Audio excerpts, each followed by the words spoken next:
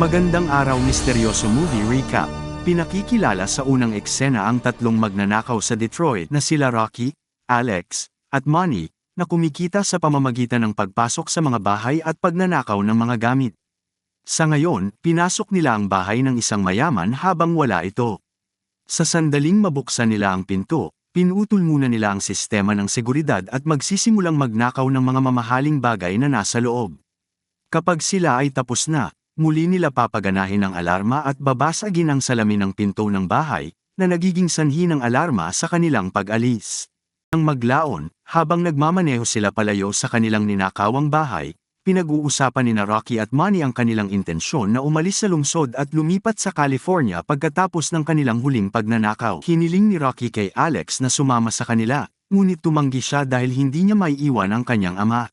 Pagkatapos ay ibinaba nila si Alex sa kanilang tinitirhan. Dumiretso siya sa opisina ng kanyang ama, binuksan ng isang drawer, at ibinalik ang susi mula sa bahay na kanilang ninakawan.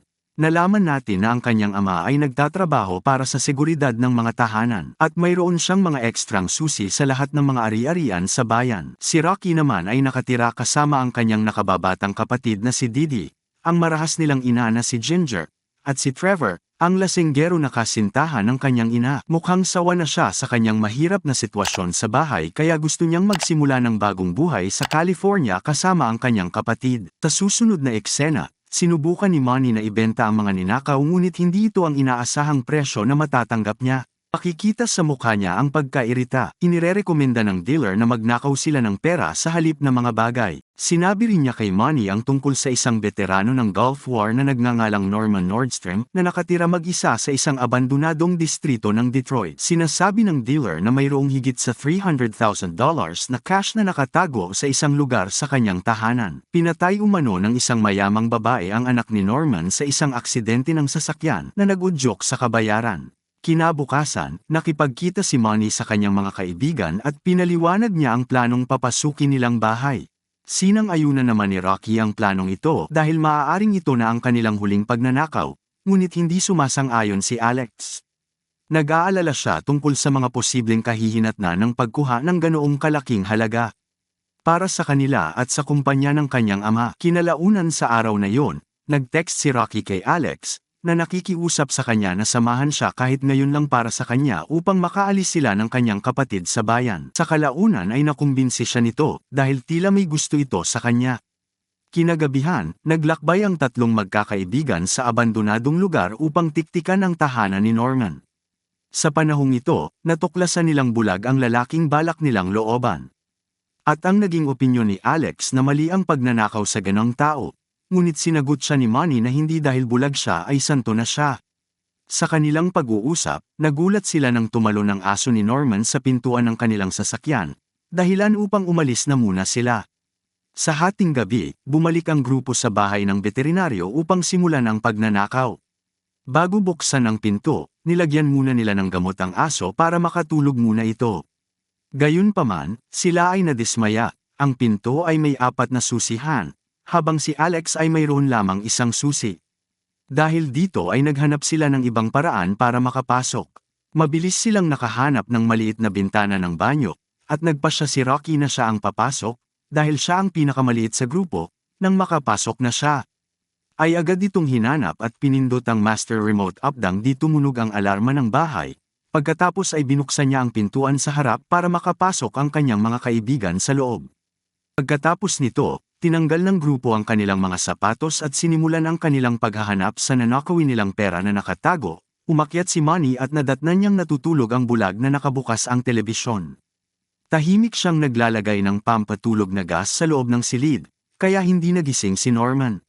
Matapos mag-isip tungkol dito ng ilang sandali, natuklasan ng grupo ang isang saradong pinto patungo sa basement. Inilabas ni Money ang kanyang mga gamit at sinubukang sirain ang lock ng pinto. Kumbinsido na nasa loob ang nanakawin nila.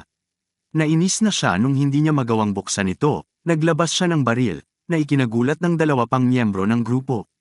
Pinalalahanan si Money ng kaibigan na si Alex kung paano mababago ang kapalaran nila sa pagkakaroon ng baril sa isang pagnanakaw. Pero si Money sa kabilang banda, ay hindi pinansin ang kanyang mga alalahanin at sinira ang lock ng pinto. Nag-alala si Alex tungkol sa mga posibleng epekto at nagpas siyang umalis.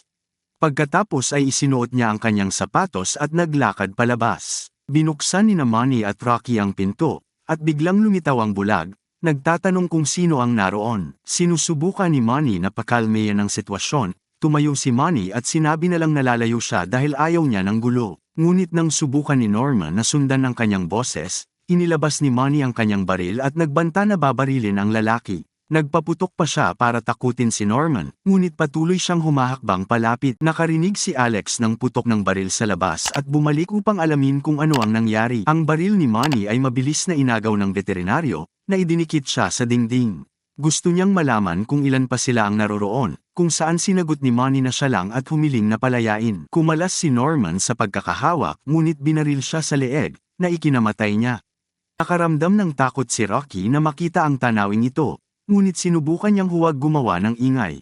Maingat siyang humakbang paatras bago nagtago sa isang aparador. Sa sumunod na eksena, maingat na pumasok si Alex sa bahay, halos takot na makabanggaan ang bulag. Pagkatapos, sinarado at kinandado ni Norman lahat ng pinto pati na ang bintana. Samantala, si Alex ay nagtago sa banyo at nag-text kay Rocky, tinatanong kung saan siya naroon. Kaya lang bago niya mahanap si Rocky, pumasok si Norman sa aparador at binuksan ang isang nakatagong safe para suriin ang kanyang mga pera.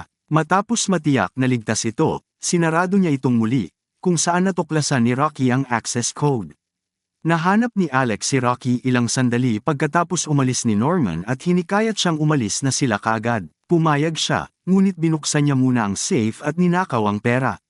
Kasunod nito, nagpasya silang dalawa na lumabas sa basement corridor na patungo sa cellar door sa bakuran. Nung nakahanda na silang pumasok sa basement, lumabas si Norman mula sa parehong pasukan na ikinagulat ng dalawang magkaibigan sa ilang segundo. Nanatili silang tahimik hanggang sa simula ng bulag na iligpit ang katawan ni Money. Pagkatapos ay pumunta sina Alex at Rocky sa basement at ginamit ang flashlight ng kanilang telepono upang mahanap ang kanilang daan palabas. Di nagtagal, napansin ni Norman ang sobrang pares ng sapatos, kaya napagtanto niya na may iba pang nakapasok. Nagmamadali siyang bumalik para tingnan ang safe at natuklasan niyang wala na itong laman. Habang nasa basement, nagulat ang dalawang magkaibigan sa isang babae na nakagapos at nakakadena sa dingding. Ang kanyang paggalaw ay tila nakaugnay sa isang kampana na tumutunog na nagpapaalerto kay Norman. Nagulat at kinabahan sina Alex at Rocky pero naghanda na sila umalis. Ngunit ang babae ay biglang naglabas ng isang piraso ng pahayagan na kinilala ang kanyang sarili bilang Cindy Robert. Siya rin ang taong hindi sinasadyang pumatay sa anak ni Norman. Sa kabila ng kanilang pagkabigla, nagpasya ang dalawa na iligtas siya anuman ang kanyang nagawa. Pagkatapos ay itinuturo ni Cindy ang isang safe box, na kung saan naglalaman ng maraming susi. Sa sandaling alisin nila ang kanyang mga pagkakatali, dinala nila siya sa pintuan ng cellar. Nagmamadali silang buksan ang pinto, ngunit nakita nila ang bulag na naghihintay sa kanila na may dalang baril. Mabilis siyang nagpaputok, dahilan para tumakas ang mga ito.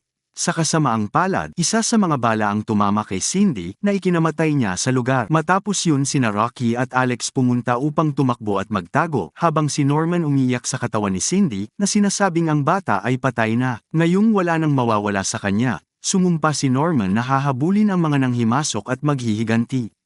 Pinatay niya ang mga ilaw at sinimulang habulin ang dalawang magkaibigan sa paligid ng malaki at madilim na basement. Sa isang punto, nahuli ng veterinaryo si Alex at tinangkas siyang barilin, ngunit ang kanyang baril ay naubusan ng bala.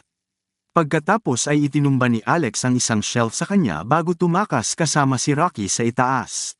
Nang makalabas sila sa pinto, gumamit si Alex ng crowbar para isara ang pasukan. Ngunit bago sila makarating sa harap ng pintuan, naabutan nila ang Rottweiler, na ngayon ay gising at handang umatake. Sa desperadong pagtatangka na makaligtas ang kanilang mga sarili, tumakas sila sa pangalawang palapag at nagkulong sa isa sa mga silid. Tumingin sila sa bintana, nakita nila na may mga harang ito, at mukhang walang paraan palabas. Samantala, ang bulag na lalaki ay bumalik mula sa basement, kinuha ang kanyang baril mula sa kwarto, at pagkatapos ay lumakad patungo sa silid kung saan nagtatago ang mga nanghimasok. Habang tinatangka ni Norman na pasukin ang pinto, natuklasan nina Alex at Rocky ang isang duct ng ventilasyon sa dingding. Inutusan siya ni Alex na dumaan doon, habang siya ay mananatili upang isecure ang pinto. Sa sandaling makapasok siya sa dock, nakapasok ang bulag at ang kanyang aso. Inatake nila si Alex, dahilan para mahulog siya sa bintana at tumama sa skylight, na nagpatulog sa kanya. Pagkatapos ay sinusundan ng aso ang amoy ni Rocky sa loob ng van. Nang maramdaman ang paparating na panganib, tumalon siya sa isang patayong baras upang makatakas. Napagtanto ni Norman kung nasaan si Alex at nagpaputok siya sa skylight, nahulog siya sa unang palapag. Pagkatapos ay nahanap siya ng bulag sa utility room, kung saan itinatago niya ang kanyang mga gamit sa paghahalaman. Brutal niyang binugbog si Alex hanggang sa mawalan siya ng malay bago siya sinaksak ng isang pares ng gunting sa paghahalaman. Nagising si Rocky, at nagpatuloy na gumagapang palabas. Sa kalaunan ay natuklasan ang dalawang labasan, ang isa ay papunta sa isang silid at ang isa ay sa labas. Sinubukan niyang lampasan ang huli, ngunit hinawakan siya ni Norman at hinila siya. Nang magising si Rocky, natagpuan niya ang kanyang sarili na nakakulong sa basement tulad ni Cindy. Nakiusap siya sa bulag na palayain siya na nangakong hindi siya magsasalita tungkol sa pagkidnap. Gayunpaman, pinaninindigan ni Norman na ang pagkulong niya kay Cindy ay hindi nilayon bilang pag-iiganti o parusa kay Cindy sa ginawa niya sa kanyang anak na babae. Pakiramdam niya ay patas lamang kung bibigyan siya nito ng isa pang anak kapalit ng pinatay niya. Lumalabas na kanina pa niya hawak si Cindy dahil buntis ito sa kanyang anak. Pero ngayong namatay na siya, namatay na rin ang hindi pa isinisilang na anak at sinisisi niya si Rocky. Bilang resulta, sinabi niya sa kanya na dapat niyang ipanganak ang kanyang anak sa ngalan ni Cindy. Samantala, nagising si Alex at nalaman niyang ang nasaksak ng bulag ay ang katawan ni Manny. Naloko niya ang aso at ikinulong ito sa isang silid. Kasunod nito, binuksan niya ang lahat ng 4 na kandado sa pasukan sa harap bago magpatuloy upang iligtas si Rocky. Balik tayo sa basement, pinunit ni Norman ang isang butas sa pantalon ni Rocky at kinuha ang isang baster na naglalaman ng sample ng kanyang semilya na gagamitin upang mabuntis si Rocky. Bago niya magawa yon ay nakapasok si Alex sa basement at hinampas ang ulo ng bulag. Pagkatapos ay ginapos niya ito at pinakawalan si Rocky, na binugbog siya upang ipahayag ang kanyang galit. Kasunod nito, nagpasya silang hayaan siyang mabulok sa basement sa halip na isang katang pulisya, na maaaring magamit laban sa kanila. Pagkatapos ay kinuha ni na Alex at Rocky ang bag ng pera at naglakad patungo sa pasukan sa harap. Ngunit sa sandaling mabuksan niya ang pinto, siya ay binaril mula sa likuran ng lalaking bulag, na nakawala sa kanyang pagkakagapos. Nagmamadali si Rocky patungo sa kanilang sasakyan, at hinabol siya ng aso. Nagawa niyang makapasok, ngunit nabitawan ang bag ng pera dahil sa aso. Nalaman din ni Rocky na wala siyang susi ng kotse. Nag-iisip siya ng isang paraan, ikinulong niya ang aso sa trunk ng kotse at lumabas ng sasakyan. Gayunpaman, ang banta ay hindi pa natatapos, dahil ang bulag na lalaki ay muli siyang hinuli at kinaladkad siya pabalik sa kanyang tahanan. Pagdating nila, nakita ni Rocky ang master remote at ginagamit ito para ma-activate ang security alarm. Ang tunog ay nakalilito sa veterinaryo, at sinamantala ito ni Rocky upang itulak siya pababa sa basement.